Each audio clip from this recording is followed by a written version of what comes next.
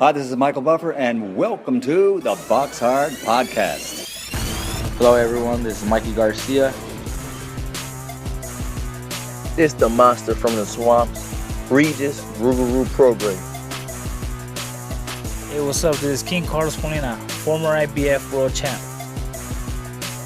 This is Michael, the Bounty Hunter, 2012 Olympian and your people's champ. This is Charlie Edwards, flyweight champion of the world. This is Fast Eddie Chambers, and you're listening to the BoxHard Podcast with my main man, Joey Coastman. Hello everybody and welcome to episode 416 of the BoxHard Podcast. I'm your host Joey Coastman. I'm joined as ever by former heavyweight world title challenger Mr. Fast Eddie Chambers. Eddie, how you doing this week, my man? I'm doing great, my man. How about you? Always good when speaking with you, Eddie. Let's dive straight into the review part of the show. We're going to start here really quickly at this seminal Hard Rock Hotel and Casino, Hollywood, Florida, USA. Friend of the show, former world champion, friend of Eddie's, Ivana Habazin with a quick win, a 6-round unanimous decision for her. Now 22-5. She was able to beat Timia Bellic, who's now 7-10. Moving now to the 2300 Arena in Philadelphia, Pennsylvania, USA. Again, former world champion, again, friend of the show, Mr. Tevin Farmer, now 32-5 with a draw. A knockout win, a rare knockout win for him in round 6 against Oscar Barajas, who's now 7-9 with a draw. It was actually a highlight reel knockout from Tevin Farmer. He absolutely iced him, which he doesn't do often, barely ever gets a knockout, and he's got one there in spectacular fashion, probably the best knockout of his career. And you know what, if we're being real, probably one of the best knockouts of 2023. Anyway, moving on, we're going to move now to the Tlajomulco de Zuniga in Jalisco, Mexico over here. Friend of the show, Michael Hunter, the heavyweight, returned to winning ways. He's been out the ring since December 2021. He was back here with a quick TKO in the second round against Miguel Cubos. Michael Hunter now 21-1 with 2 draws. Miguel Cubos 14-25 with a draw. Moving now actually to this fight here at the Regnum Karia Hotel in Antalya, Turkey. Over here, Murat Gassiev, now 30-2, a split decision loss over 12 rounds to Otto Wallin, who gets another good win for him. He's now 26-1. It shouldn't have been a split decision, to be totally honest with you, because Wallin boxed incredibly well, incredibly disciplined. I say incredibly well, I don't mean that from an entertainment point of view, but I mean from a boxing brain point of view.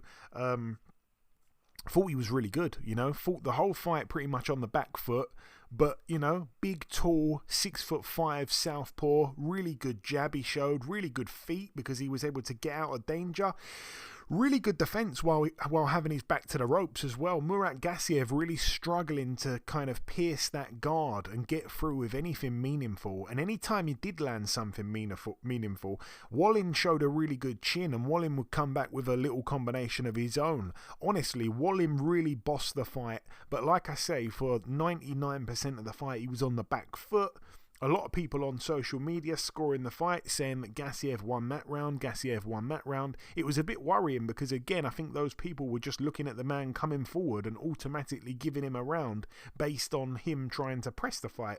And obviously he wasn't landing the cleaner of the work. Wallin actually, like I say, was really good in this fight. In some other fights he's been accused of having a bit of a engine problem, but he seemed to have a good engine through the whole 12 rounds, even though he was on the back foot the whole time. He committed when he needed to commit. He, like I say, had a great guard, great jab, and he just fought a really smart fight. He turned it into his type of fight, and yeah, he made Gassiev look awful. Actually, Gassiev Like I say, he's been extremely inactive since moving up to heavyweight, and this was his chance really to get a good name on his record. A lot of people felt he was going to go in there and knock Wallin out. Obviously Tyson Fury couldn't do that, and yeah, Gassiev couldn't do it either, didn't even come close to happening, and he actually got wobbled himself early on in the fight. I can't remember which round, but brilliant stuff for Wallin. I'm really happy for him. For some reason I just wanted him to win, and he's won. It's another great win for him. I think he's one of the best fighters in the world at heavyweight, and just for some reason he's never in that top 4, top 5, top 6 conversation. No one has Otto Wallin in their top 5 or 6, but why not? You know, why not? There's a few guys I would definitely see on other guys' top 5 or 6 lists that I think Otto Wallin could beat. I think he's one of the best guys. I really rate Wallin a lot. Moving now to the York Hall, Bethnal Green. This one was on Sky. I'm going to go from my memory here because I can't remember too much of it. My memory's awful, man. I try to keep, keep everything fresh in my mind over the weekend, and then it just goes away by the time we record the show. It's maybe we should bring it forward a few days and record sooner. But let me try my best here. Francesca Hennessy, the daughter of Mick Hennessy, made her pro debut. Looked really good, actually. She fought quite a, durable girl, I'd say. Sonia Kloss, who's now 1-9. Francesca Hennessy with the TKO in round 5. She was thrown straight in a 6-rounder in her debut. Obviously 6 2-minute rounds. Really impressed me though. I think Hennessy's a good fighter, like I say. She said in the build-up she's a bit of a slickster. I thought, okay, if she's saying that, she's probably one of those that, hits and doesn't get hit, but isn't that aggressive-minded, if you like. We've seen her brother as well, Mick Hennessy Jr. He's not really a puncher or anything like that. Decent fighter, but like I say, lacks power. And I just thought, yeah, she's fighting a tough girl here. It's probably going to go the distance, but she did really well to get a KO on her debut.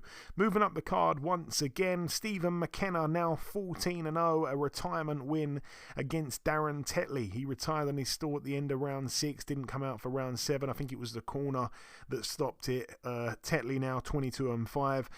Really good fight.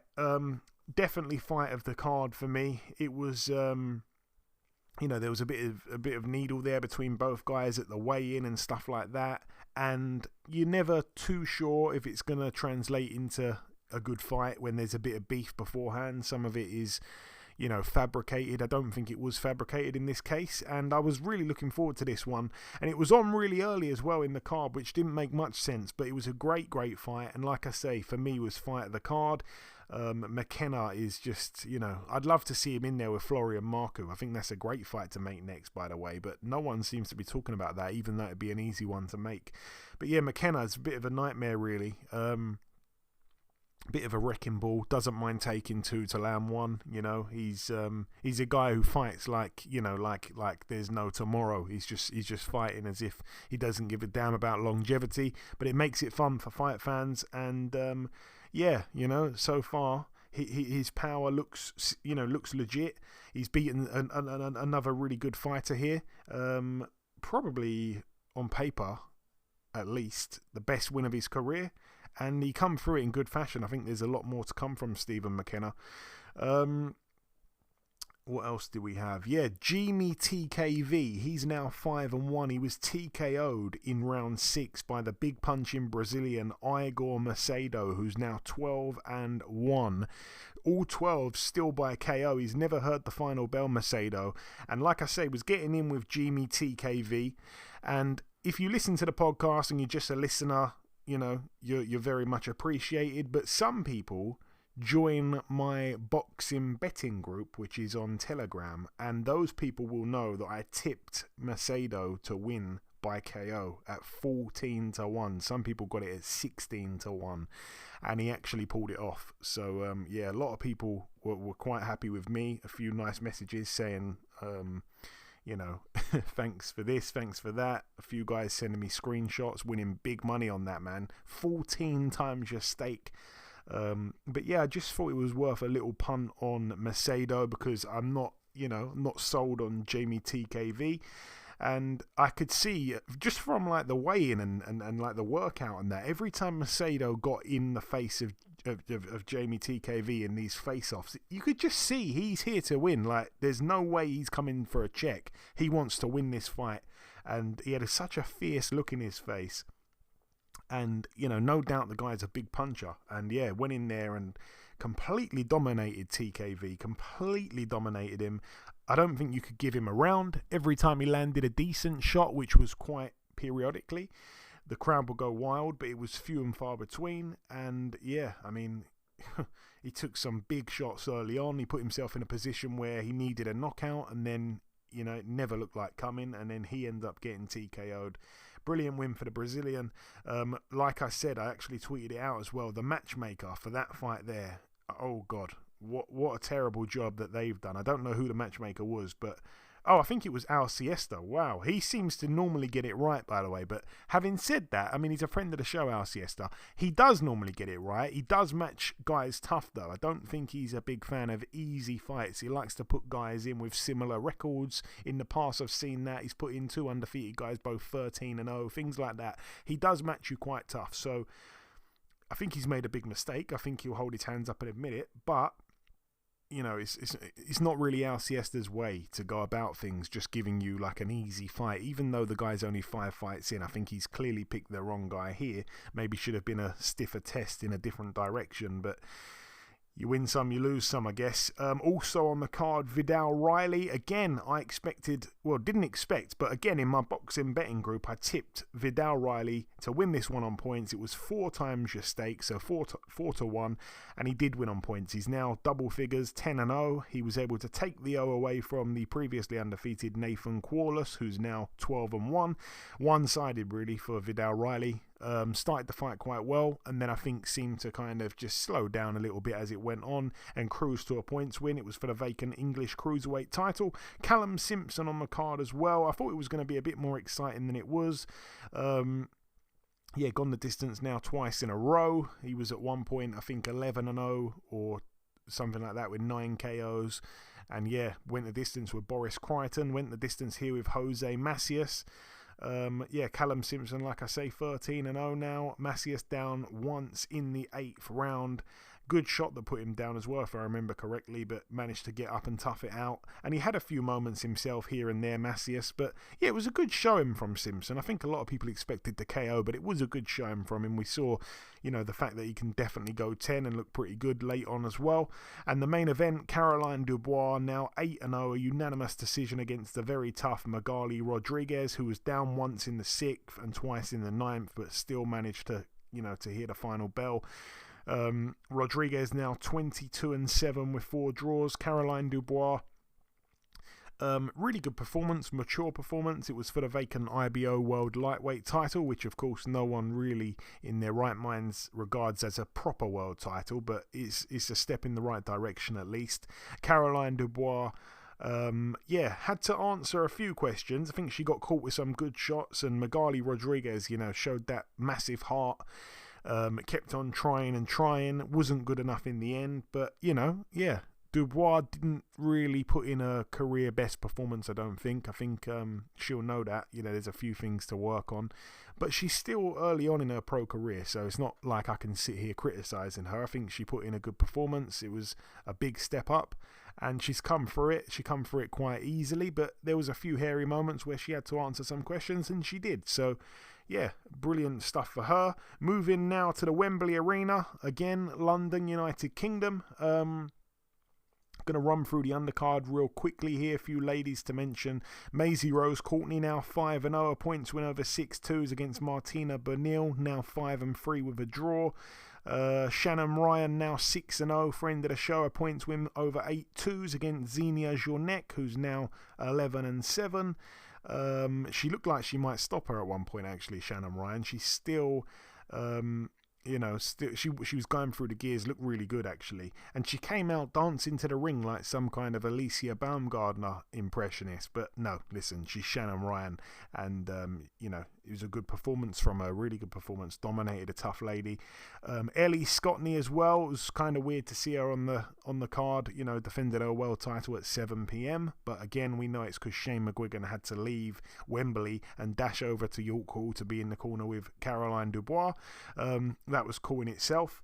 Ellie Scotney, 10-round unanimous decision, extremely dominant against Laura Griffer. Again, Ellie Scotney pretty much won as expected, the same way that you'd have thought that she'd win. On points, still yet to get a KO. Got in there with a really tough girl. I did say I wouldn't be surprised if Scotney got the stoppage late on. Didn't ever really look like coming, but yeah, she dominated it. Probably won every round. Also on the card as well, really, really good win for Rhiannon Dixon. I did say I wouldn't be surprised if there was an upset. Katarina Fanders in the other corner. Bit of a pressure fighter. She can sometimes outwork ladies. We'd seen her only lose to Terry Harper, and Terry Harper's on a much higher level than Rhiannon Dixon had shown so far. But you know what? Credit to Rhiannon Dixon. She's a new EBU European lightweight champion, I should say. She's now 9-0, and she, I don't think, lost a round. She shut out Katarina Fanders, and I was really impressed with Rhiannon Dixon. I tell you what, I think she's got a very bright future in the sport, obviously being trained by Anthony Crolla. Also on the card as well, Siobhan Clark. He's now 7-0, a unanimous decision against the teak tough Vasil Dukar. Vasil Dukar, as we know, we've seen him before.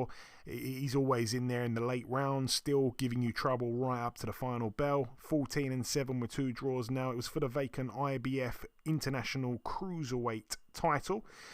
Chev Clark, quite a mature performance from him as well, really. I think he's got a lot of skills. He went through the gears a little bit here and there. And, he was too good for Dukar, really. I think a polished boxer with a lot of tricks in their arsenal will beat Vasil Dukar in the way that Clark did. But again, Clark, to get in there with Dukar this early on in his career, Dukar is a bit of a kind of handful. He can be a handful. He's sprung a couple of upsets. He's come close to springing a few more upsets. Didn't happen here. Siobhan Clark dominated him and looked really good. And yeah, the main event, Jai Opatai. He's now 23-0, a TKO in round 4 against the UK's Jordan Thompson, who's now 15-1. He loses his Thompson down once in the 3rd round, once in the 4th round. Boy, oh boy, oh boy. The first round, Opatai showed no respect to Jordan Thompson. He was on the front foot with that pressure that he brings. He was all over Thompson. He landed a fantastic shot near the end of the first round, but kind of got a little bit too excited, I think, and walked into a uppercut from Thompson off the ropes. It was a good shot from Thompson, but Opatai, he just saw red after that and came straight back with a great shot himself. And I felt that Thompson was in heaps of trouble on the ropes and was, in a way, saved, not saved by the bell, but the bell came at a good time. Like, it was ending bad for him in the first round. Big round for Opatai. And then, round 2, I gave Opatai that round as well. He dominated it, and he continued to put dents in Thompson in that round there. But round 3, unbelievable. Down goes Thompson. That was the first knockdown. He got back up. Opatai had 2 minutes left in that round as well to get him out of there. He was down early there, Jordan Thompson. But Opatai didn't finish him, but he absolutely battered him. I did think the referee could have stopped it. It was that bad. The corner could have stopped it. I would have liked to see the towel maybe thrown in. Jordan went back to his corner. Tony Sims says, I'm going to give you one more round. And I wrote right here, my gut told me we wouldn't see a whole round completed. And then, comes out in the 4th round. And it didn't take long for Opatai to hurt Thompson again. He hadn't recovered from the knockdown in the 3rd round, I don't think, properly. And the beating that came after that. Put him on Bambi legs once again, and then the referee did stop it as Thompson was on his way down to the floor. It was a brutal performance from Jai Opatai, one of the most one-sided world title fights in a long time that I can remember anyway. It was so one-sided, and he absolutely destroyed Jordan Thompson. It was demoralising, I think, for Thompson as well, who, like I say, behind the scenes, I'd heard that Thompson had stopped a few guys in the gym. I'd heard he'd been looking really, really, really good good. He was full of confidence, and he was the much bigger man. If you've seen the two at the weigh-in, they don't look like they're in the same weight category. And yeah, went in there and, got absolutely just battered. That's the only way I can put it, man. I've seen a few social media posts from Jordan Thompson since then. Seems like he's in decent spirits. Like, he's not down in the dumps depressed. He seems to be saying some positive things, which is a good sign, but it was a real one-sided battering. And as for Opatai, a lot of people were saying his only real win was against Maris Bradis. I agree. That was the one that definitely put him on the scene. He became a world champion that night. But looking at him, he reminded me in some ways of a Dmitry Bivol, just the way he'd bounce in and out. He had that in and out style. And just the balance, his balance is so good, man. He's got foot speed, he's got hand speed, the power, the angles, even threw a few chopping right hands. He looked like a cheat code against Jordan Thompson, but yeah, definitely remind me of Bivol. He really looked like a maybe more power punching Bivol, and that is a massive compliment to pay there to Jai Opatai, so he can take that from me. It was a fantastic performance, and yeah, I really seem to quite like him as well as a character. Seems like quite a cool cat, and long may it continue. He's a breath of fresh air, I think, and he's what Australian boxing needs right now as well. I think he's a fantastic fighter with a real bright future at the weight. There's a lot of good fights that can be made. All the best to Jai Opatai. Moving now to this one. It went down at the... I've forgotten the venue. Where was it? It was in America, wasn't it? At the... Dear, oh dear. It was live on Showtime, wasn't it? T-Mobile Arena, Las Vegas, Nevada, yeah. So, yeah, going over there. Where shall we start? Let's start, I guess, with the undercard.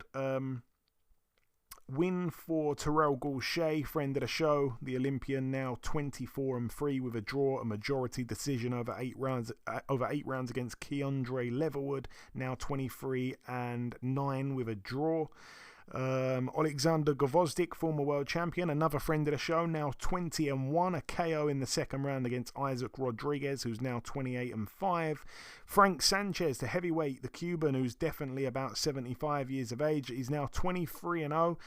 His opponent, Scott Alexander, they say it's a corner retirement, but I can't remember if the referee stopped it in the corner. I think the referee might have stopped it, to be honest with you, but he didn't come out for round 5. It's gone down as a corner retirement. Alexander down in the second round, but clipped Frank Sanchez big time, I think, in the first round. Frank Sanchez, his legs were gone for a moment. They got clipped, really unexpected there. It was for the WBC Continental America's heavyweight title. Also on that card, when we move up the card, I'm sure you're going to have a lot to say about this, Eddie, and I will come to you soon. We're going to talk about this one here. Your Dennis Ugas moved to 27-6. He lost a unanimous decision over 12 rounds for the WBC interim welterweight world title to friend of the show Mario Barrios, now 28-2. Ugas down in round 2 and round 12, deducted a point in round 12 for spitting out the mouthpiece. It was a really, really good fight, actually. Really good fight. I say really good fight, maybe that's a stretch. I'm a big Mario Barrios fan. Like I say, he's a friend of the show, but it was more a really good performance from him. He looked really sharp in the first round. Ugas, for me, looked a little bit rusty initially. I didn't think he was getting his measure of the distance or his timing quite right in the first, but it was expected, I guess, in some ways because he'd been inactive. Round 2, Ugas was, I felt, on the way to winning that round, actually, till he walked into Barrios' jab. And it was a perfectly timed jab.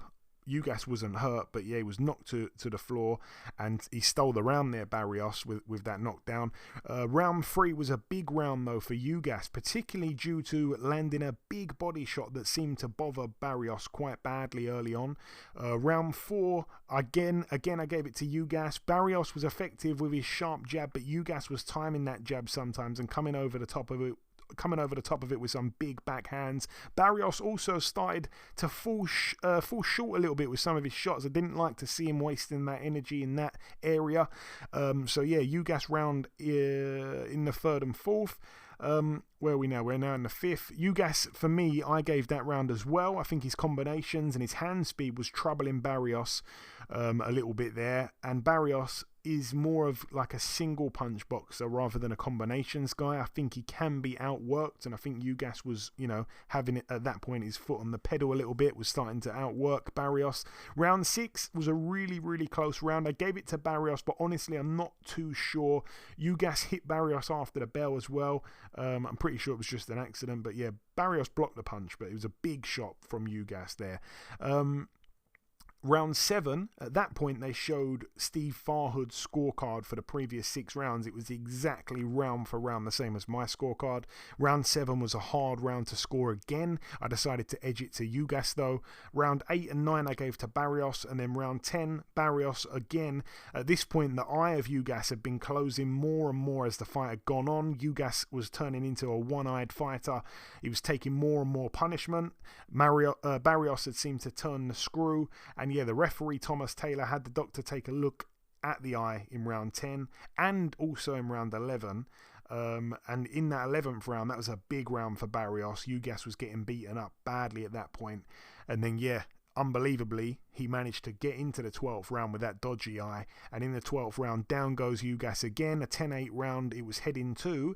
But then, yeah, he spits out his mouthpiece after that, loses another point. 10-7 round for Barrios, and he beat the hell out of Ugas in that round. And for me, that was Barrios's 147 pound coming out party. It was a great performance. Ugas may have been coming off a layoff, but he was still the favourite to win the fight and the much more accomplished fighter, I think it's fair to say. So really happy with Barrios. I'm not sure how much longer Ugas is going to want to carry on. It's a shame because I think he had a bad start. He had a great spell in the middle of the fight, but then it all come to nothing when his eye closed and Barrios really took over. So yeah, really happy for Barrios, and Ugas is in a difficult spot. Yeah, that's about it for that one. Moving up the card once again, Jesus Ramos loses his O. He was a big favourite. He's now 20-1. He loses on points to Erickson Lubin. I thought it was worth a bet, but I didn't manage to bet on it in the end. Lubin now 26-2. It's a great win for him. I was saying on last week's show, Lubin was coming off a great win last time out. He beat, he knocked out Luis Arias, and no one had done that before. Luis Arias, a couple fights before, I think, had beaten Jarrett Hurd. So, Lubin was in some decent form going into this fight, actually. And I was always wondering, will his smart boxing conquer the pressure of Ramos? I don't know. It was going to be a decent fight stylistically. In the end, I don't think it was a great fight stylistically. A lot of people still felt that Ramos deserved to win. A lot of people were quite annoyed when they saw it was a unanimous decision. But yeah, Ramos at some point seemed to cruise the last few rounds and lost them clearly.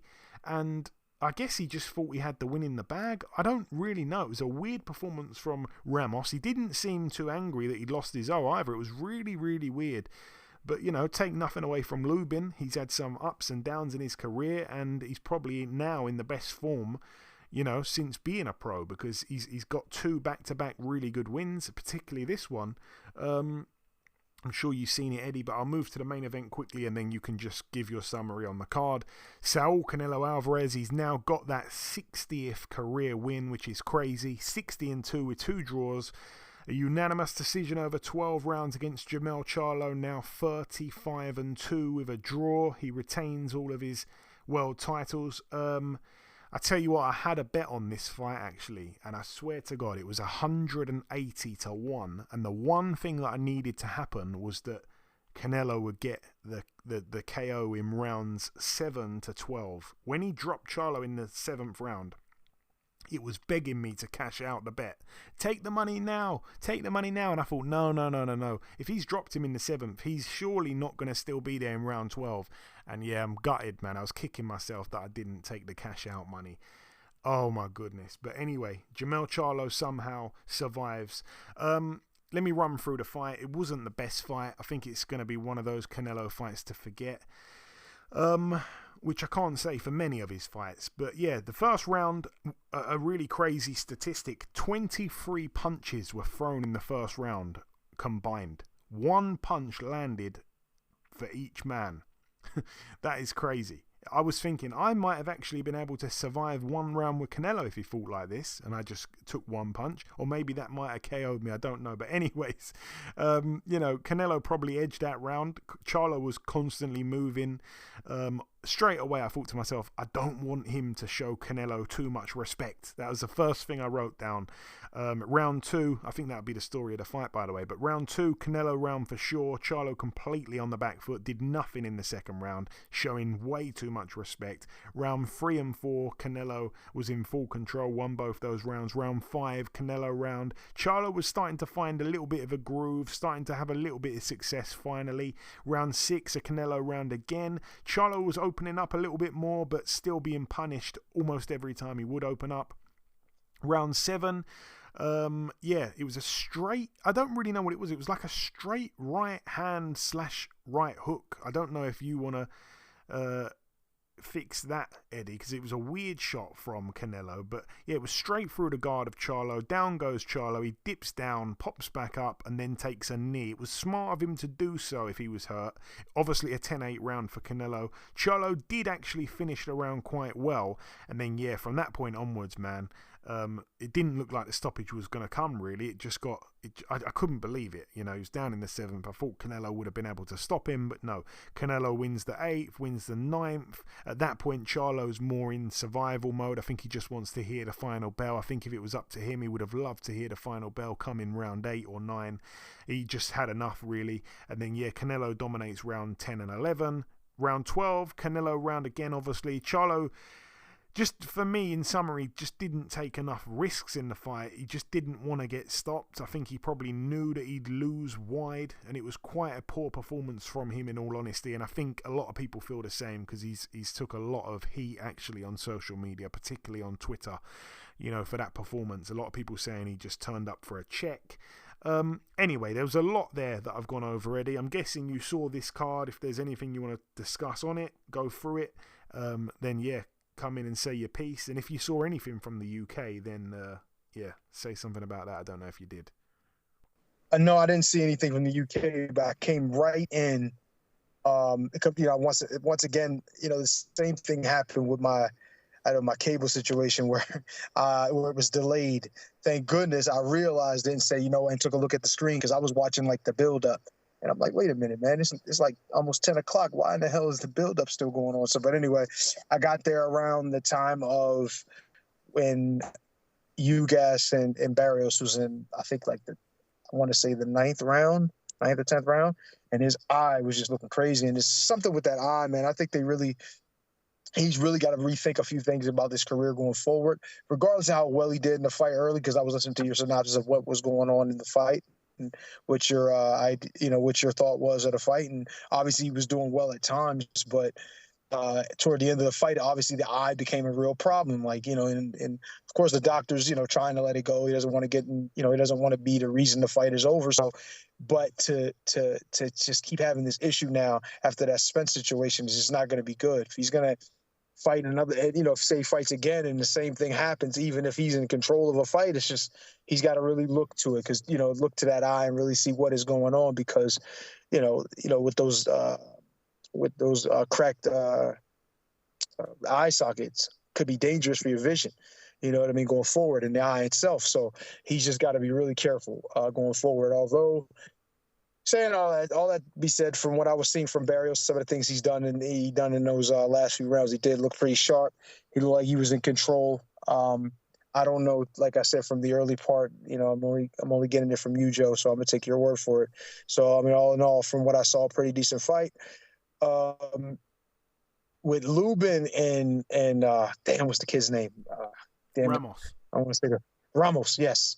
I really like Lubin, and I like what he brings to the table. His boxing skill, the way he fights. He's such a professional with how he moves and the things he does. No wasted effort. But this fight, I knew it was going to be tough for him, because this kid brings pressure. He's strong. He's tough. Lubin, sometimes when he gets caught with with shots, it could buzz him. Maybe get, he's lost, I think, by knockout for his only 2 losses, 2 losses. So, I was worried about that, but it looked like he was dealing with that well. Even but at times it, like the pressure was getting to him, and he just wasn't being active enough. So I watch, and each round I'm watching, and I'm saying he's doing things that are good. He's doing well at times, and he's tying up sometimes at the right time, and then getting to start, going back to the center and boxing for. But then there was the times he wasn't active enough, and he wasn't doing enough in the early part of the fight, and it got me to looking. And I was looking at the cards and what they had, and I was like, man, you know what? It does seem like he might be losing some of these rounds or losing most of these rounds. Then it got toward the end, and once he started, then Ramos literally, like, he took off. I think it was the 9th round or the 10th round, one of those. He just literally, like, he didn't do much of anything, and Lubin started to pick it up. I think it had a little bit to do with what Lubin was doing as well. Then 10, 11, 12, just straight through. Like, he won all 3 of those rounds as well, and it just gave up the last 4 rounds or last 4 or 5 rounds. And I was like, damn, he actually gave him an opportunity to really say. Now, I'm not saying that it wasn't something that Lubin was doing, because he is a pretty damn good fighter. But I just think that Ramos wasn't pressing it enough like he was doing early on. Maybe he got a little tired. Maybe there was a shot that Lubin landed, because he landed a couple of decent shots at different times in the fight where he got his respect, and he just was like, I'm not going to go in there right now. I'm going to just be happy to try to land some jabs and try to box with him a little bit. You never know what these guys are feeling when they're in there. So it's part of the reason why I don't like to bet. But yeah, and then, I'm fully expecting, especially looking at the scorecard that they had, as they were going to the end. And then I'm thinking, yeah, this is probably similar to what the judge is going to have or something like that. Completely the opposite of what I thought.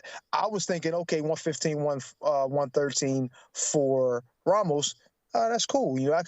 But it was 115, 113. I think 116, I think it might have been that on 2 cards, and then 116, 112 or 111 or something, or 117, 111, something like that on the other card. And I was fully expecting to hear Ramos the winner, and then they said Lubin. I was like, what? I couldn't believe it. I would have expected, what I mean? Like, I was pressing the action, even though I thought Lubin landed good shots and did it. He's boxing pretty well. I didn't expect him to get that decision. So in that fight, I was actually kind of shocked that they respected and rewarded the boxer. I really don't know if that was right. I got a couple texts from some people that were saying that was bullshit. So I don't know. I don't know. To me, I thought that the other kid was going to get it. But I really like his attitude in the loss. He really had a great attitude. And looked like his boxing, you know what I mean? He was sharp. He gave him credit. He said he did some good things. I'm going to learn from this. And he's like, for a young kid like that, he got a good head on his shoulders when it comes to understanding what he possibly did wrong, and the fact that he didn't, turn up at the end of the fight like he should have. So, all in all, good performance on both ends. My decision on the decision was, I thought that the kid Ramos, probably, got it, but hey, it happens. It wasn't that bad, but it was, it was unexpected in my opinion. As far as the main event, it's what I picked. I figured it would go to distance. I know Charlo was proud. I knew he was going to get in there, and I figured he would at least try for a while until maybe he started to feel something that, shocked him, or maybe, he would start to try to stay away if he felt that those punches were bothering him so much. And you can even see him, even in the first few rounds, almost like wincing, almost like, like you're bracing for something major to come. And it's almost like you're about to get in a car accident and you're kind of like bracing up. And I was like, that's not a good sign. Just looking at how he was reacting to Canelo's punches. And he was always in retreat. And most of the time, with him, and he's always looking to land that big shot, like when he's fighting Tony Harris, and he's looking for those big shots. He's willing to, be in front of him and kind of take one sometimes, not necessarily take one to give one, but look for, counter shots and, in a little slick way, when the opportunity presents it. But Canelo just dominated. It's like he scared him in the first few rounds with the power that he was bringing. He just knew that he couldn't, I can see, I'm a fighter, so I understand how guys feel. The look of guys when it's like, man, I need to figure out how to get the hell to the last few rounds or the last round so I can hear that bell. You know what I mean? And you could just see it's like he was looking at the clock. every time, every once in a while, looking at the clock, seeing when the round was going to be over, seeing when the fight was going to be over. It was just he wasn't in it to win after a while. He realized after the first few rounds that he just couldn't beat the guy. He just wasn't capable. You know what I mean? He's his height and all that, his size. He was supposed to be able to be at that weight with no problem, as compared to Canelo being 5'8" up at that weight, but he just wasn't prepared for what he was facing. You know what I mean? He's just not. He just was not capable of dealing with Canelo. Now that's not saying that he's not a good fighter. You know what I mean? But he's just not at that level with Canelo. That's just be honest. The fight went not necessarily as I expected. I didn't think he would get stopped. I thought he would try more than what he did. So in that case, I'm kind of disappointed in him. But hey, man, I know what it's like to get in there and get punches from these guys. And like this, like for me, it's almost guys that seem like they're twice my size. So I mean, I do feel what he felt, but you got to do more. You got to put yourself out there at least to try to get something out of it. You know what I'm saying? Other than the check, because that's why people killing him now, because it just looks bad as a professional athlete. Well, there we go. That's what Eddie has to say about that card there that went down in Vegas. And that brings the review part to a close. It's now time to welcome this week's special guest. Ladies and gentlemen, please welcome the super-middleweight contender. It is, of course, Mr. Alantez Sly as a Fox. Alantez, welcome back on the show, my man. Nah, man, it's great to be back, man, to be honest with you. It's great to be back in the ring, great to be back on the show, great to get everything going again, man. There we go. So, Tez, we last spoke back in December 2020. That's the last time that you've been on the podcast. I can't believe it's been that long. At that time, you just beaten Marcos Hernandez. Since then, obviously, you've had 3 fights, a win followed by 2 losses. Firstly, just in a nutshell, a real nutshell, David Morel-Tez seems like a special fighter, by the way. I feel like he is. I feel like he's a pretty great champion. He's very talented, man. He's very talented. He has a good command in the ring there and a good power as well. So he's definitely a force to be reckoned with. And obviously your last fight, I mean, I remember staying up late to watch it live. You flew to Canada to box Erik Bazinyan. You started the fight very well. You were getting the better of Bazinyan. A lot of people felt that way. As the fight went on, something seemed to change. Maybe you got a little tired. I'm not sure. Bazinyan got back in the fight, snatched a points victory. 2 of the cards extremely wide, unfair cards in my opinion. But talk me through that fight. What seemed to go wrong, Tez? So, I went in there, I feel like with a great strategy, being economical with my punches and everything, just, boxing, boxing and frustrate them. But around round 4, I hit a wall, man. I couldn't figure out what it was, but I mean, I figured out what it was. It was prior to that, I was in the sauna a little too much, and so my legs were pretty much gone. Like as much as I was using my legs, as good as I was using my legs, they were gone. They weren't a part of the equation anymore. So it made a big difference. And then from then on, I felt like I couldn't do it. Yeah, I felt like I just couldn't, I couldn't really get off like I needed to. I still hurt him. I hurt him in the 10th round, but I didn't even have the energy to finish him.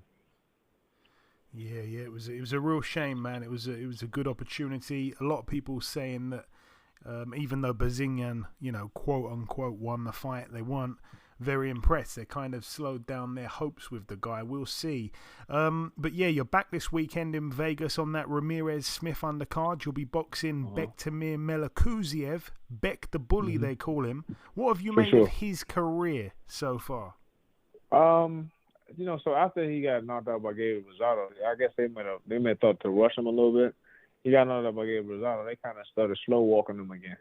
They fed him some opponents, fed him some people that he was supposed to beat and that he did. He put away. What I'm saying? Several. The last guy, I think his name was Edimov from Russia. That guy, I mean, I don't feel like he was, that great, but Beck couldn't stop him. He was a little bit taller than his other opponents, and I think that made it all the difference too. So, I mean, if that guy who was maybe about 6 feet, maybe gave him problems, I know I can give him more problems at 6'5". It's interesting the point you make there. He maybe had difficulties with the height of the guy you mentioned, Sergei Ekimov. You're a lot taller than him. That's an angle that you see. Maybe you can exploit something there. But concentrating on Melikuziev, he can be extremely aggressive early on. Just going back through your record for a similar style, can you draw any comparison maybe to Melikuziev and Liam Williams, just in the fact that they're both very aggressive early on? Maybe Melikuziev is bigger and stronger than Williams, though. Yeah, I can see that. I can see that. That's actually a really good comparison just between those two right there, being aggressive and everything. But I mean, that's the thing. After Beck got knocked out, all of his fights haven't been as aggressive as his beginning. He wasn't as aggressive with after Gabriel Rosado knocked him out. I think that plays against him regardless, though. Being overly aggressive is how he got caught with a shot, and that made him slow down a bit. But in order for him to beat me, he won't be able to outbox me at a distance. So it's he's gonna have to be aggressive in there, which I plan to make him pay for that. Make him run some shots, just doing his most to try to get in there and close the distance. I'm really happy that you just said that you feel like he's been less aggressive since being knocked out, because I was going to say the exact same thing. That tells me you've probably studied this guy pretty good. For sure. You speak there, Tez, about he's not going to be able to outbox you at range. I agree, it's almost impossible. He's going to need to be aggressive. How do you win this fight? Obviously, we've seen Melikuziev, as you mentioned, walk onto a shot from Rosado. He got iced that night. He went on to avenge it, as we mentioned. Other than that, he hasn't really put a foot wrong. How do you become victorious? Is it keeping it long? So definitely keeping it long. I mean, the fight with Erik Bazinyan, that was those first few rounds was the blueprint of how my style should really look, how it really should be. I can slow it down a bit or speed up. I keep that pace. I like to be able to keep that pace right there, and try to make sure that somebody tries to match that pace. And then for this particular instance, if Beck comes in too aggressively, I'll make him run into more shots. You know what I mean? That's it. I feel like it's my season, so I'm not here to lose. I'm not here as an opponent. I'm not here as a rollover, man. It's comeback season.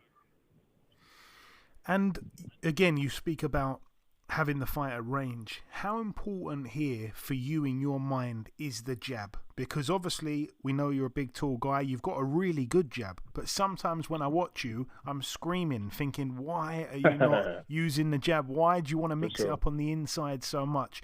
I really don't want you to get drawn in here into a phone booth fight. But how important is that jab, and how important is it to not get drawn into his fight, Tez? Well, I'm gonna make my jab the number one priority in my strategy this fight, and just make sure he's eating a jab. I don't think Beck has the best defense at all. So, I mean, he's gonna be walking into a lot of my jabs. We worked on that throughout camp. Jabbing and setting my right hand off my jab, but being a very, I guess, balanced. I did one of my last sponsors. We did percentages on,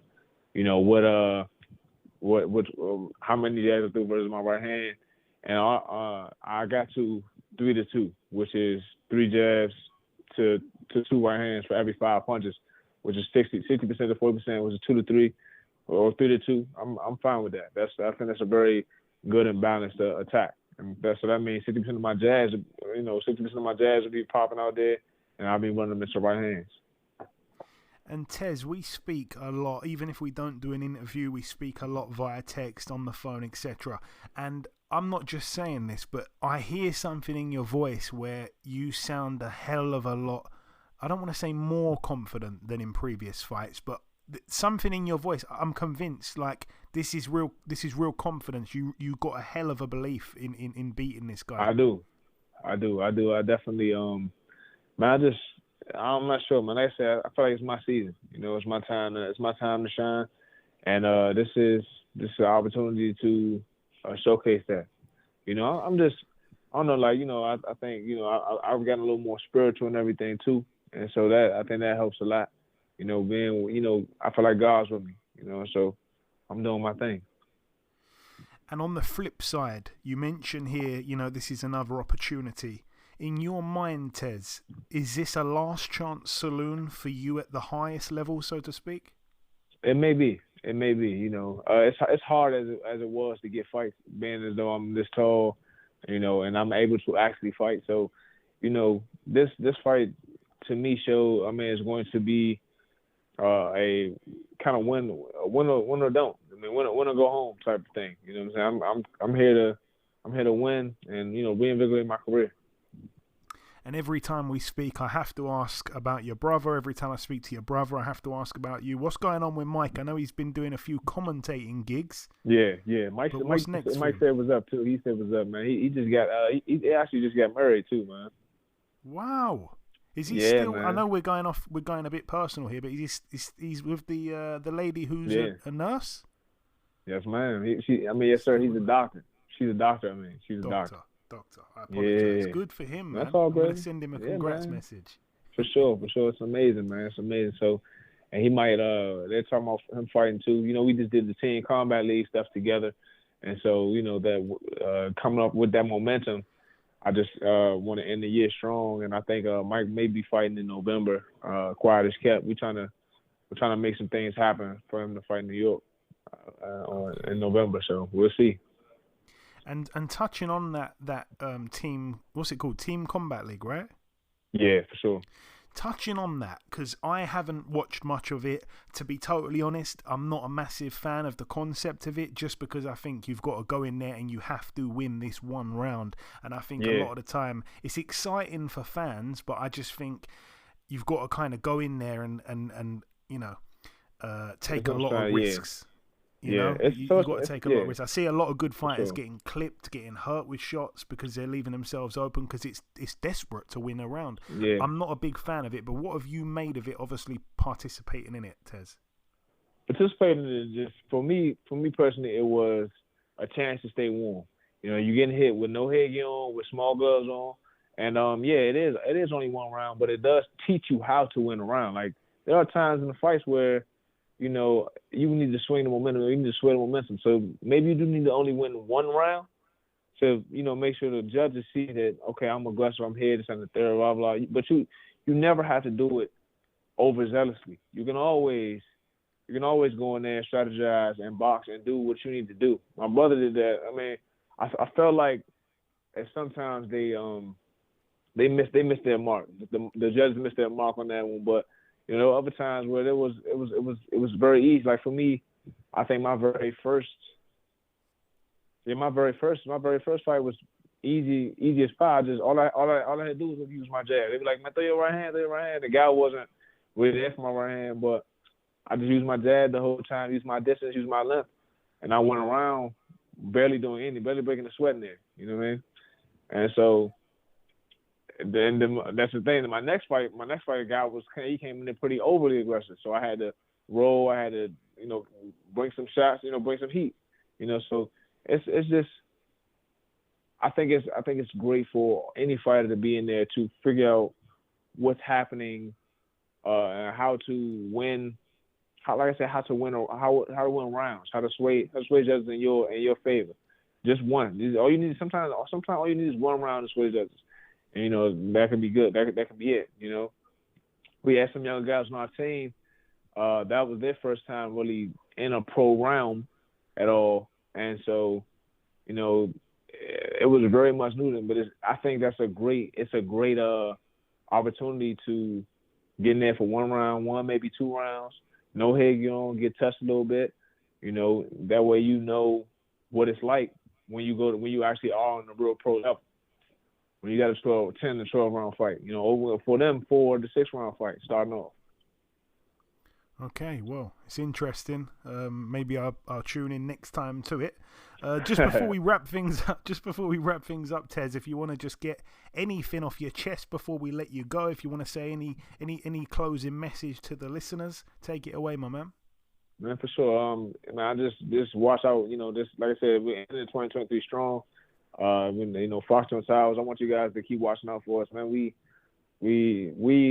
have had some hiccups along some bumps along the road, but we're still here. And this Saturday, October 7th, I'm gonna make sure that you guys see who Alantez Fox is. Don't forget to follow me on everything at Slides of Fox. That's SLYAZAFOX on Twitter and Instagram. Again, that's SLYAZAFOX. Thank you. There we go. Go follow that. Listen, Tez, it's always a pleasure speaking with you, my man. Best of luck Absolutely. for Saturday, and we'll speak sometime after the fight. Thank you, sir. Thank you so much. Okay, now it's time for part 2 on this week's show. This part, of course, the news part of the show. We're going to start here with this one. Frank Warren has announced a card to go down in Manchester on November the 18th, live on TNT Sport, of course. It's a really, really good card, actually. He's received a hell of a lot of praise on social media and from media outlets in boxing and stuff like that. It is a really good card. Let's start with the main event. Nick Ball gets in with Isaac Dogbay on the undercard. Liam Davies gets in with the undefeated Vincenzo Lafemina. We're going to see Echo Esserman square off against Harry Scarf, Denzel Bentley square off against Nathan Heaney, Nathaniel Collins against Zach Miller in the battle of the undefeated 13-0s for the British and Commonwealth titles. We're going to see Hannah Rankin boxing for a vacant WBC world title, and also Anthony Kakachi against Ryan Garner. It's a really, really stacked card, actually. One I'm really looking forward to seeing. And also, it's now official that there's a deal in place to see the heavyweight super fight for all the marbles, Fury Usyk. No date just yet, but we do know it's going to be going down in Riyadh, Saudi Arabia. But yeah, no official date. There's a lot of rumours around a December date. I don't know. I don't want to start talking about things that are just rumours. But anyway, that brings the news part of the show to a close. Let's now dive into the preview part. That was in part 1. So tomorrow, let's start tomorrow at the York Hall, Bethnal Green. It's going to be live on TNT. On the undercard, we're going to see Joshua Frankham getting in there with George Davey. Both guys undefeated, both guys 8 wins each. Good fight, that one there. We're going to see Karol Itauma 10-1. He's back in an 8-rounder at light heavyweight. Obviously, Karol Itauma, I think there's still a few question marks since he got beat in that huge upset on the Yard Beterbiev undercard against Ezekiel Moderna. There's a lot of question marks, I think, still there. He's come back with a win since then. But he gets in with a guy here called Dimitro Fidas, who's 8-3 with 2 draws. He's actually coming off 3 losses back-to-back, but they've been in pretty decent company. Padraig McCrory, Nick Hannig, and Adam Dines. Only one time has he been stopped in those 3 losses. Karol Itauma should win, but I'm not expecting him to walk through the guy. Also on the card as well, we're going to see Carl Fowl. He's 9-0. He's looking for the 10th win of his pro career. It's an 8-rounder against a teak-tough journeyman in the shape of Angel Emilov, who's 11-52 with 3 draws. I think he's only been stopped twice, though. So again, I'd say that it's almost free money for Carl Fowl to win this one on points. We're going to see Chris Bork 12-1 getting in with Adam Mbega, who is 11-3 with a draw. We're going to see Ellis Zorro, a guy that I really enjoy watching, actually. It's for the WBO European Cruiserweight title over 10 rounds against Luca Di Ortenzi, who's 17-3, and another fantastic fight on this card as well. Masood Abdullah 8-0. He gets in there with Mark Leach, who's 18-2 with a draw. A lot of people favouring Leach. I think Leach is in the away corner, but with the bookies, he's actually the slight favourite, but it's close there, so it should be a good fight. Moving out to this one as well, it's also on Friday at the Grand Central Hall in Liverpool, Merseyside, United Kingdom. I've noticed that Steve Lillis is the matchmaker here, which is interesting, but friend of the show, Bradley Ray, back in action, 14-1, no opponent just yet for him, hopefully gets one. This one also takes place tomorrow. 2 fights to mention. We're going to see the long-awaited ring return of former Commonwealth champion Liam Cameron, coming off, I think it's about 5 years inactivity. He's 20-5, no opponent just yet. And the main event over there is Reese Mould, 18-1 in a 10-rounder against Martin McDonough, 12-2. Again, should be a good fight. Let's heat it up now for the 2 last cards to mention. They're both big fights. Let's let's start here in the UK at the Sheffield Arena in Sheffield, Yorkshire, live on DAZN. We're going to start with the undercard. Hopi Price 11-0 gets in with the undefeated 14-0 Conor Coghill. That's over 12 rounds there. I believe that'll be Hopi's first 12-round fight. I think he's developing quite well, actually, Hopi Price.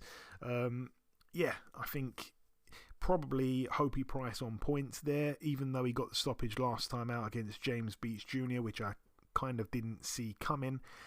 Conor Coghill, he's a decent fighter, but not a puncher. He's a southpaw.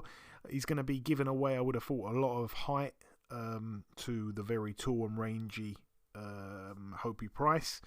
But hasn't really boxed anyone. You look through his record, he's beaten a hell of a lot of guys with huge losing records and stuff like that. Let's move on. Terry Harper, she's 14-1 with a draw. She gets in with I was going to say the first lady of boxing. I don't think they call her that, do they? They call her... is that what they call her? Maybe I'm getting confused. Cecilia Brackhouse, anyway. Whatever. She's known as boxing royalty, former pound-for-pound #1 in the world, trained by a friend of the show, Jonathan Banks. It's going to be her 40th pro fight. She's 37-2. I think she's a real live underdog. I cannot believe that she's 4-1 against Terry Harper, who didn't look good. I think in her last fight against Ivana Habazin, she did not look good. Habazin only had about 5 days notice, and she stepped in for Brackhouse. Brackhouse fell ill on fight week, and the fight didn't end up happening. I think that was going to be on the Taylor Cameron undercard, but she's back now, fully fit, and it's for the WBA Super and WBO Super WBO and WBA World Super Welterweight titles. The WBO is vacant. The WBA Terry, of course, holds. But I cannot believe Brackhouse is 4-1 underdog and about 7-1 for her to win on points. I think that's well worth a punt. Terry Harper, I don't think is a fantastic fighter. She's good. I think she's much better suited up at 154. But she's getting in with a really, really good fighter here, a very capable former champion who, has only lost to one woman in Jessica McCaskill. And if that rematch were to take place now, I'm not so sure I'd pick McCaskill to win. It was just a completely different style, one that she hadn't seen for a while, I think, Brackhouse. Whereas here, Terry Harper, it's going to be a boxing match, and I'm pretty sure it's definitely going to go the distance. Brackhouse points is an interesting one. Also on the card, another fight I can see definitely going the distance. Kieran Conway, 19-3 with a draw. It's for the WBA Intercontinental Middleweight title, which is vacant. He gets in with Linus Udofia, 18-1. Again, like I say, Udofia is a decent puncher. Kieran Conway, extremely tough and not really much of a puncher. Both guys really fit. You would expect this one, like I say, to go the distance over 12 rounds. I'd favour Linus quite heavily. I just think he's more skilled than Kieran Conway. The one loss, which was very, very close to Denzel Bentley for Udofia, was highly disputed. Like I say, that's his only loss, and some people felt like he won that fight. I think Denzel Bentley's a lot more accomplished than Kieran Conway, and I've said it many times before. Kieran Conway, I've got a hell of a lot of respect for the guy. He keeps getting thrown in these tough fights, and he's a good fighter. He's very capable. He's been out there to the States. And he's upset the odds a few times. I just don't know if he's going to be able to do it here. I wouldn't rule him out, but I think Udofia for the points win is what I would lean to. I just think he's got too many tricks for Conway. But it's not going to be easy. It never is. And the main event, Lee Wood, 27-3, gets in with Josh Warrington, 31-2 with a draw. It's for the WBA Featherweight World title. It's a fantastic fight between these two men.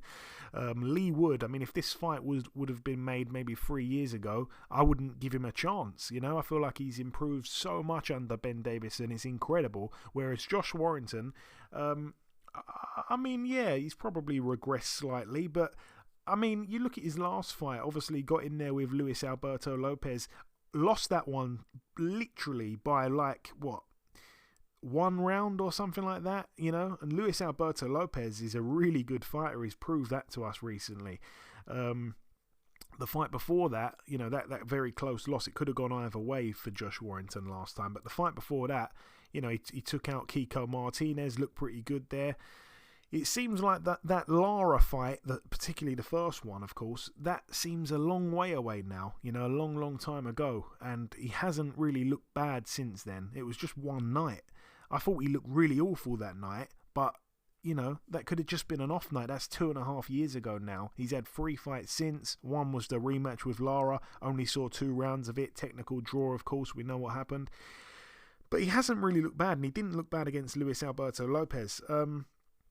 There's a lot of people that are really highly confident in Leigh Wood. I can understand why. He's in a hell of a, piece of form himself. Obviously lost to Maurizio Lara, come back and beat him last time out, and the run before that was incredible. So it's going to be a really good fight here. But again, I think it's going to be tough for Leigh Wood because, again, if this fight was made 3 years ago, no one gives him a chance in hell.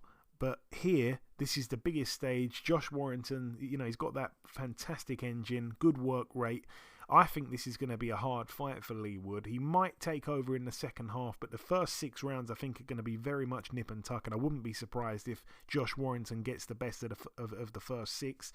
We'll have to wait and see, but I don't think Warrington's done, and if Leigh Wood were to stop him, I think that's a big statement, but a lot of people think he will stop him, by the way, that I've spoken to.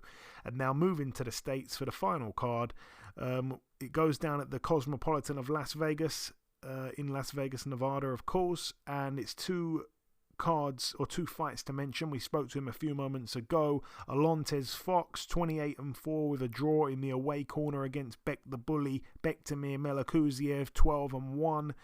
It's over 10 rounds at Super-Middleweight. I think you probably would know, if you listen to that interview properly, that I feel that Alantez Fox needs to keep it long, cannot get involved in a firefight with Melikuziev. It's not going to end well if that is the case. Coming off 2 losses in a row, it's not ideal. But at times, I think Alantez Fox has shown, really, really good flashes of boxing. And he needs to be on his A game here.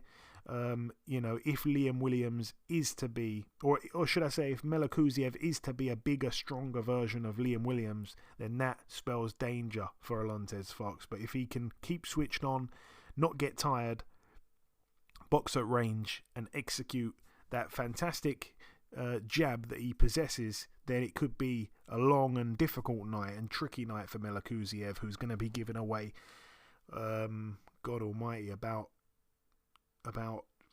7 inches in height, something like that. So hopefully Alantez can get in a groove and box to a decision win, but it will be a tough task. Melikuziev, it's a long way away now since he got knocked out by Gabe Rosado. Come back though in his very last fight and avenge that loss on points. But yeah, maybe Alantez was right when he says he hasn't really been the same guy since losing to Rosado. I can see that angle. And the main event, Eddie, Gilberto Ramirez, 44-1. It's over 12 rounds. No belt on the line. He's coming off that loss to Dimitri Bivol back in November. He gets in with Joe Smith Jr., 28-4. Yeah, obviously Joe Smith, friend of the show, all the best to him coming off that loss last time to Artur Beterbiev when he just decided to fight fire with fire and got stopped in just 2 rounds. He's had a tough time outside the ring, of course. He lost his brother. His brother was murdered, I think, earlier on this year, which was really, really, really sad to hear about because, I think a lot of us deep down are Joe Smith Jr. fans. And you don't want that for anyone. And he's a really nice guy, average Joe, as I like to sometimes call him, because he's just a normal guy. Yeah. But both guys, coming off a little bit of inactivity, almost a year for Ramirez, a year and 4 months for Joe Smith. They're expecting this fight, though, to go long, and there's not going to be an early knockout. They're expecting about, I think the over-under set about 10.5 rounds, which is interesting. Anyway, I want to come to you, Eddie. If there's anything that you want to speak about there, Ramirez against Joe Smith, Melikuziev against Alantez Fox, if you want. And if you do have an opinion on the main event in the UK, Leigh Wood, Josh Warrington, whatever, man, take it away.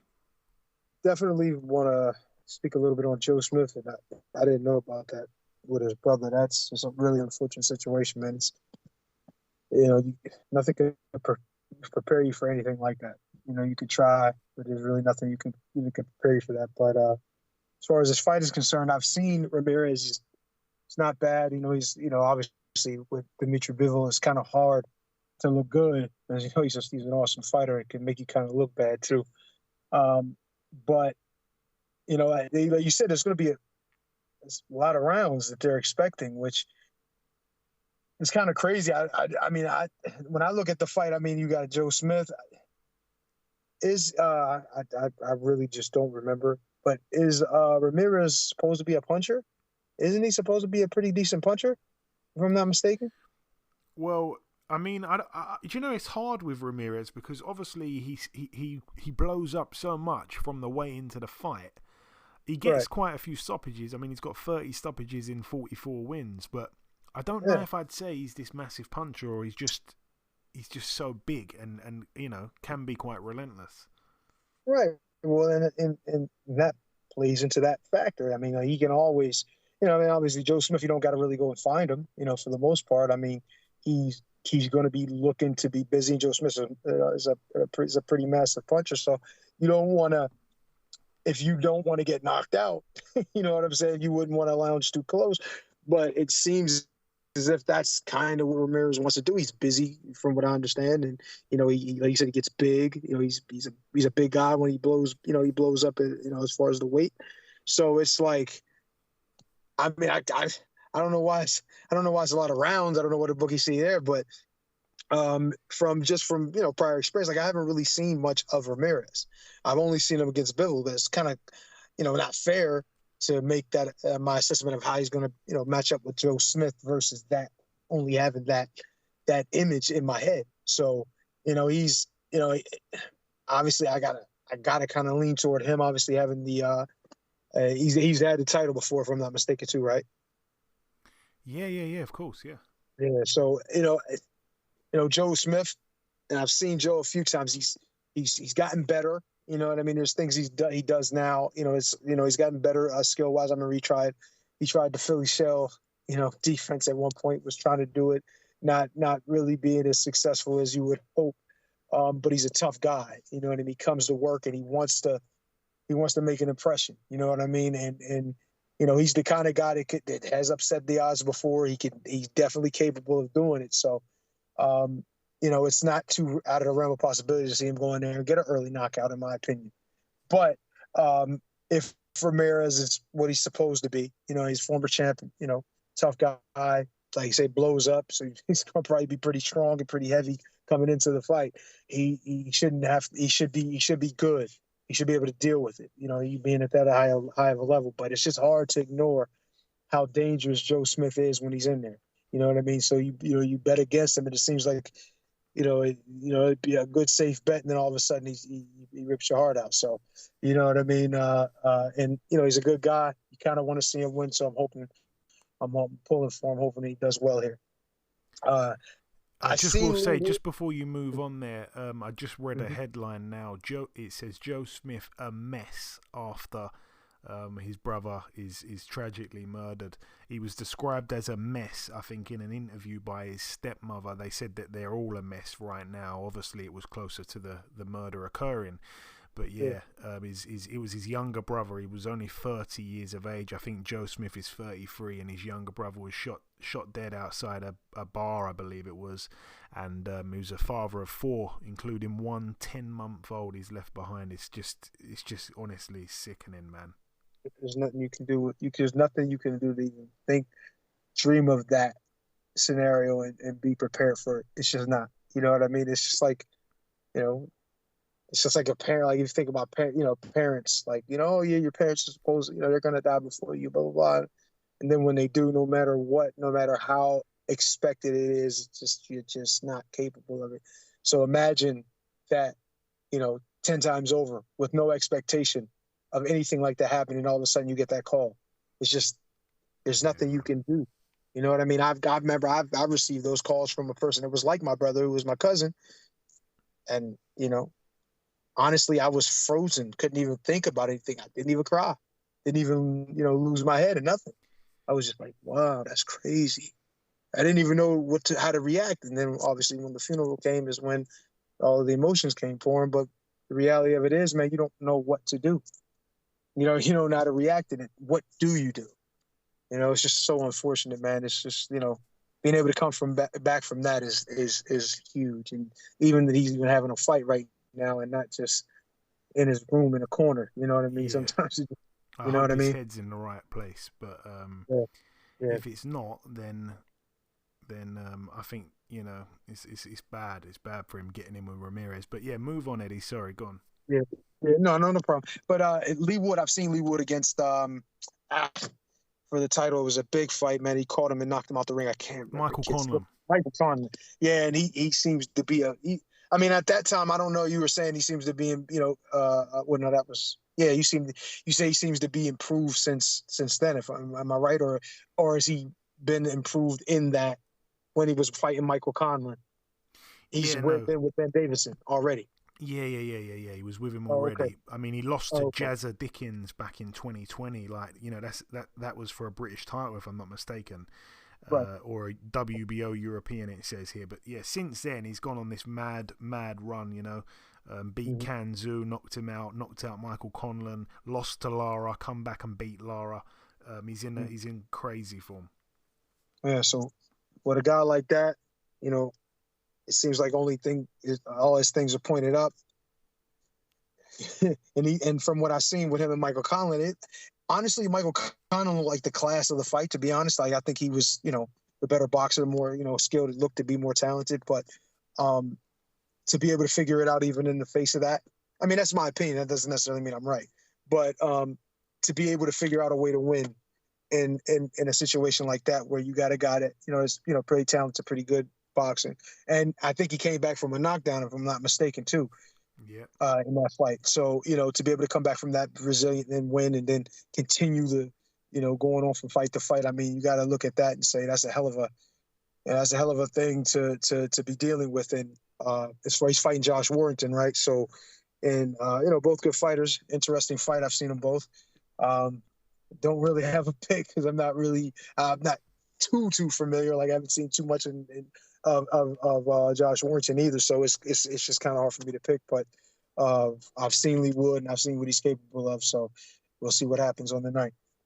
Well, there we go. That wraps up the preview part of the show. In part one, we did the review part. Then we welcomed our special guest, the 6'5", Mr. Alantez Fox. Hopefully he can do the business on Saturday night.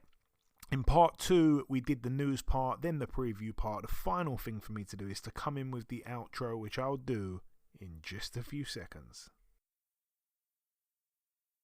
Okay, and this wraps up episode 416 of the BoxHard Podcast. I've been your host, Joey Coastman. Eddie Chambers has been with me for the duration of the show. A huge shout out to this week's special guest, the tall and rangy nightmare of a problem at Super-Middleweight, the contender, of course, Mr. Alantez Fox. All the best to him this weekend in Vegas. The biggest thanks of all, though, goes out to you, the listeners. Thanks once again for tuning in. That's about everything from myself, though. Enjoy your weekends, people. Stay safe, and we shall see you all again same time next week.